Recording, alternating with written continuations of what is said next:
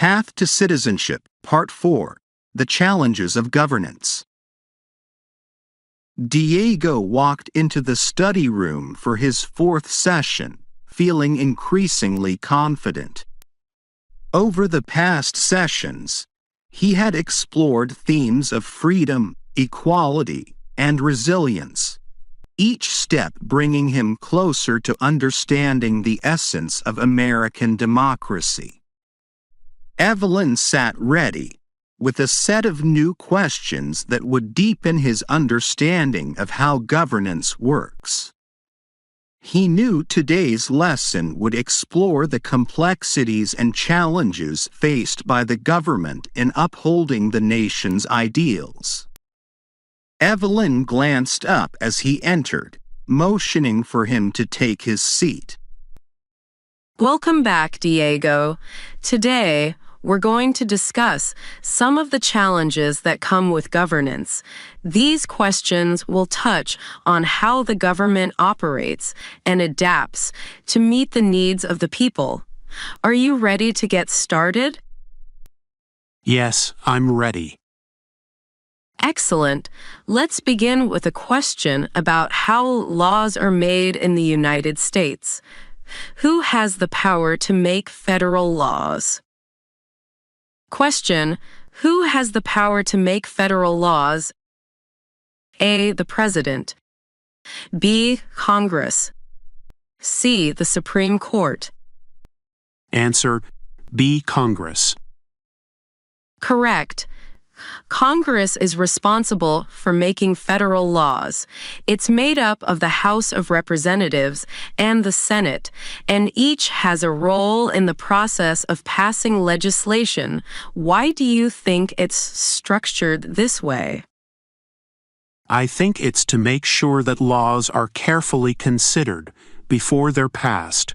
With two parts of Congress involved, it reduces the chances of hasty decisions and ensures that different perspectives are heard. Exactly.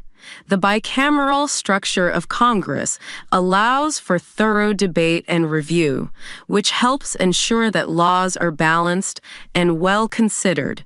It also reflects the interests of both the people, through the House of Representatives, and the states, through the Senate. Diego reflected on the role of Congress, appreciating the effort involved in balancing different interests. Evelyn moved on to a question that focused on one of the checks on legislative power. Let's explore another aspect of governance. Once Congress passes a bill, it doesn't automatically become law. What can the president do if he doesn't agree with a bill? Question: What can the president do if he doesn't agree with a bill passed by Congress? A. Rewrite the bill. B. Veto the bill. C. Ignore the bill. Answer: B. Veto the bill. Correct. The president can veto a bill if he doesn't agree with it, which sends it back to Congress. Why do you think the president has this power? It's a way to prevent Congress from having too much power. If the president doesn't agree with a bill, he can stop it, but Congress can still override the veto if there's enough support. It keeps the branches balanced. Precisely. The veto power is a crucial part of the system of checks and balances. It allows the president to influence legislation, but it also gives Congress the opportunity to override the veto if there's a strong enough consensus. This system helps maintain a balance between the legislative and executive branches. Diego thought about how the president's veto power added a layer of complexity to the lawmaking process, ensuring that no single branch could dominate the others. Evelyn continued, preparing to discuss another essential aspect of governance that ensures accountability.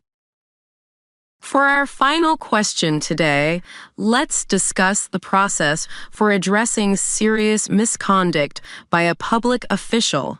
What is impeachment? Question: what is impeachment?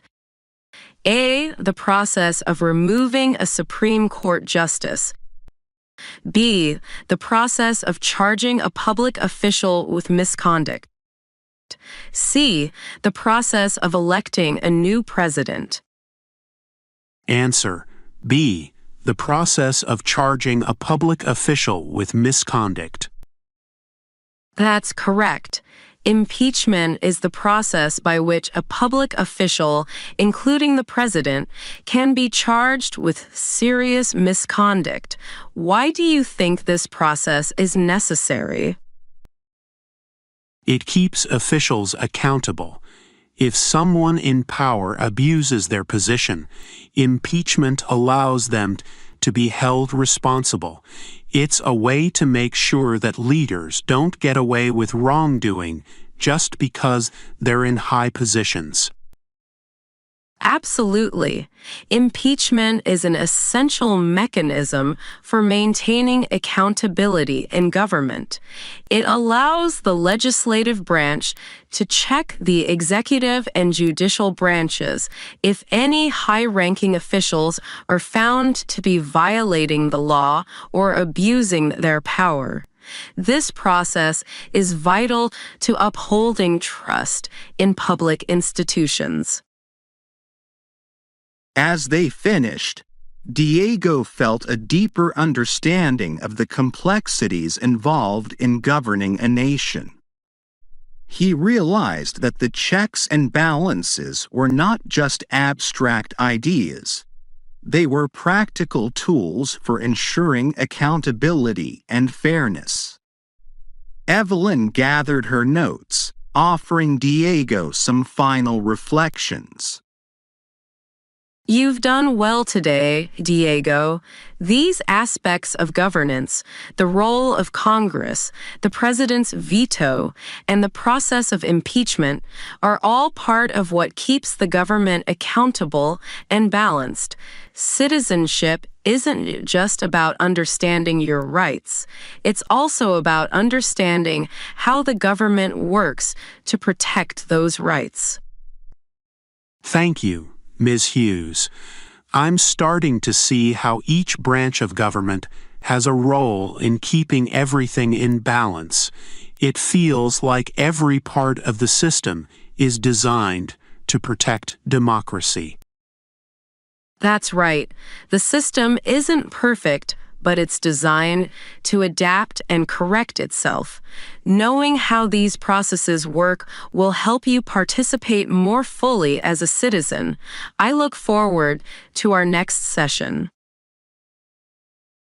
Diego left the study room, stepping into the late afternoon sunlight. He felt a growing sense of connection to the processes and principles that kept the government functioning. Each session was more than just a lesson.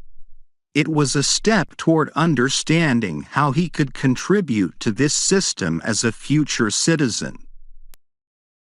As Diego contemplates the responsibilities of a citizen in a democratic system, Evelyn's lessons resonate not just with him, but with everyone invested in the principles of democracy.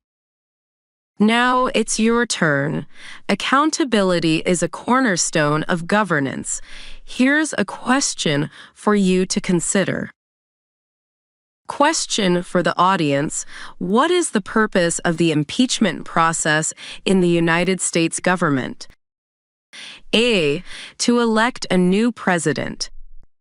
B. To charge a public official with misconduct. C. To remove a Supreme Court justice. Understanding this process is key to knowing how government officials are held accountable. Your answer reflects your grasp of these vital checks on power.